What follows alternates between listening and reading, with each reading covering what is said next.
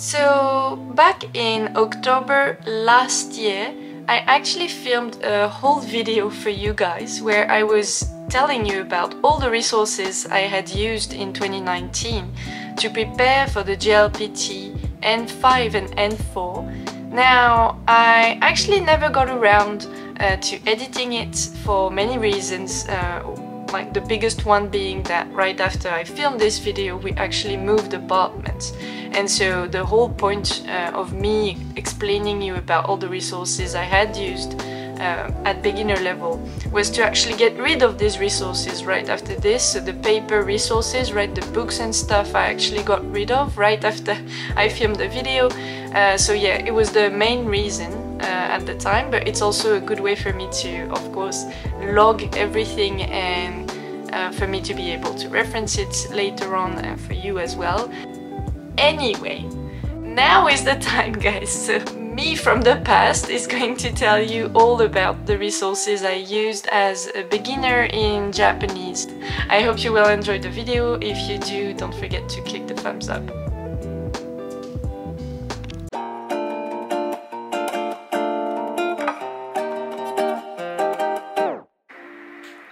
Hi guys, it's Ali.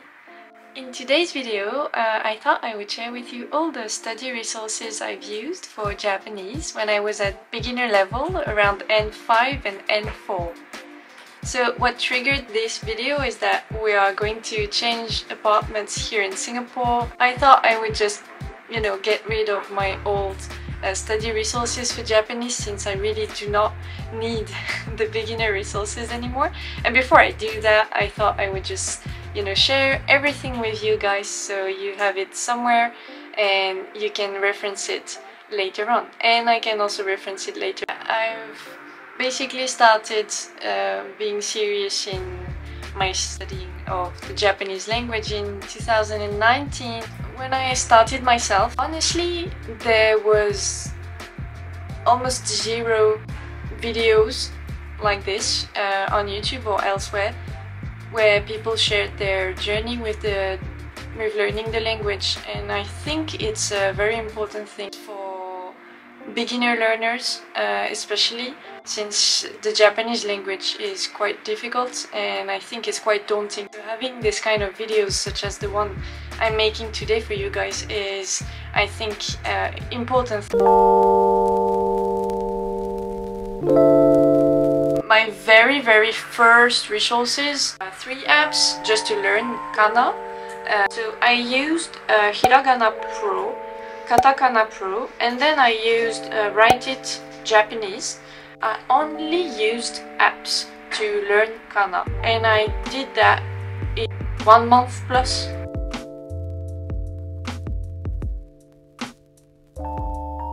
At the very beginning of my language learning process, after having learned the kana, I've just started with private lessons with a teacher online, and I think it was the best move ever. This friend of mine was actually a Japanese teacher, and he motivated me to take classes with him, which I did, and to this day I am so grateful for him for this decision I made at the time to take these classes with him, because it helped me a great deal. And basically we've covered grammar for N5 and a little bit of grammar for N4 level. It took us about 6 months. I had 1 hour class with him every week. It was definitely extremely helpful and motivating for me to start off this way. What I kept from that are my notes. During the classes we were working on a Google document, so I just formatted them in a cute way and I printed them out. We had grammar lessons, we had vocab lessons. I can see here I have a whole page on adjectives in French, but basically very beginner stuff. And we also covered the verbs and how they work, and that's pretty much it.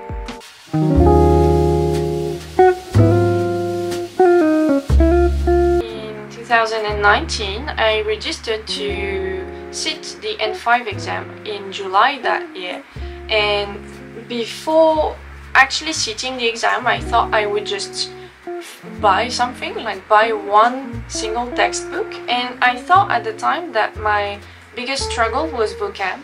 Technically the first resource I ever used for Japanese is this book, so it's the N5 Tango 1000, and this is a vocab, it's not a textbook, it's just a vocab book.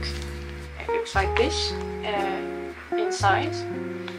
I will show you close-ups of this. You've seen this already because I've shown on this channel this notebook of mine, every single page in it, and in this notebook, which was my first notebook for Japanese, I actually wrote down every single vocab word from this vocab book before sitting the exam.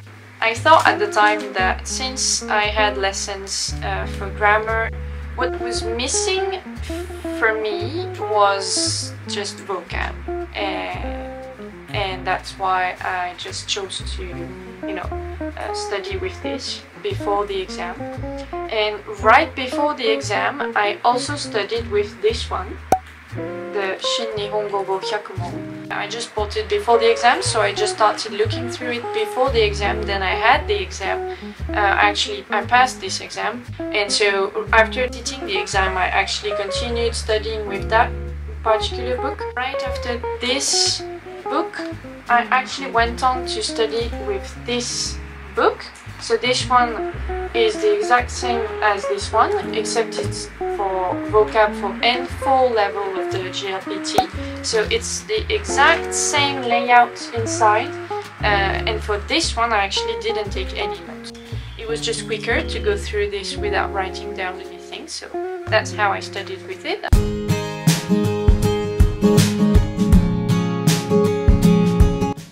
At that time, I actually started using the Satori Reader app. This app I cannot recommend enough. It's basically a reading practice app. You have original contents in there which are written by Japanese authors or Japanese teachers, and every story now has an audio file to go along with it. At the time I used that, it was to ease my way into Japanese reading because I really wanted to read in Japanese. It was one of my main goals. I started in July and I used the app until around October. I read everything that was available. The app contents keep being updated actually all the time. At the beginning I didn't understand anything I was reading. I was clicking on everything that was clickable. I didn't recognize any kanji. I was lost at the beginning. By the time I stopped using it, I could start reading a book. This is just to tell you how much it helped me at the time.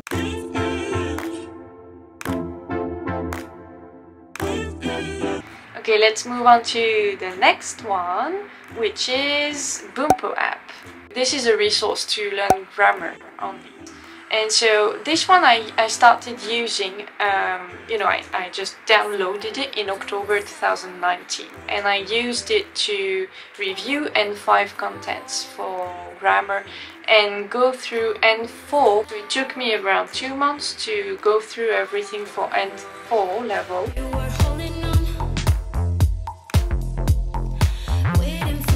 That's where I started using the Todai Easy Japanese app, mainly centered around reading Japanese news, which are simplified.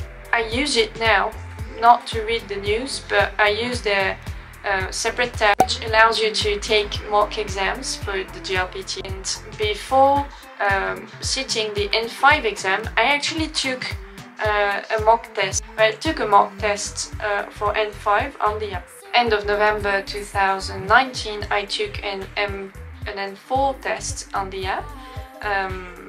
I took several. I took 3, if I remember correctly. I used 2 other resources, which are Kanji Tree. So this is again an app which you can have, unfortunately, in this version only on Android. This app is amazing. It just allows you to write down the kanji with your finger. I'm still using it to this day, so yeah. The last resource I want to present you is unfortunately a resource I think you can't use anymore. This was a website which was called japaneseclass.jp, and on this website I did vocab drills, a lot of the vocab drills. I was doing that on my phone or on my iPad, sometimes even on my computer. I was doing it everywhere. I was doing these quizzes like all the time, everywhere. It was so easy to, like, it was like a game. Actually, that was the catchphrase of this website. Hi guys, it's the editing me here. I actually found out while I was looking for pictures to show you for this website that they created an app very recently. I wasn't aware at all, so I'm very happy to know this now. So the app is called japaneseclass.jp as well, and I will list it down below in the description box so that you can access it, but I will also test it because I've never touched it. Apparently just came out and I had no idea, so yeah, here you go. Very happy to know this. I really like the website, so I hope that the app will be just as good. So that's it guys, I hope you enjoyed today's video. As usual, every resource will be listed in the description box below. And I will see you in the next video guys.